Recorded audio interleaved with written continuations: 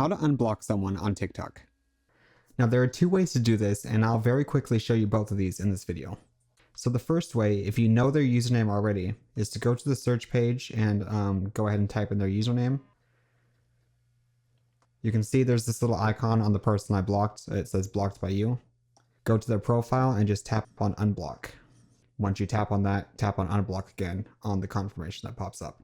Now I'm going to hold off unblocking this person, which is actually just my other account, for a sec, because I'm going to show you the other way.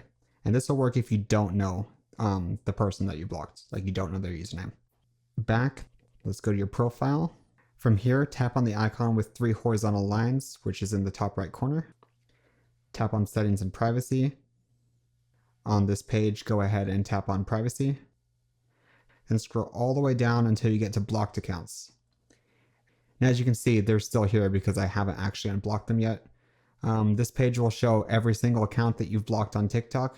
Go ahead and find the account you want to unblock and just tap on the unblock button. And there you go, that person's blocked. If you unblock someone by mistake, you can just tap on block again, get the little confirmation. But there you go. Before you leave, check this out.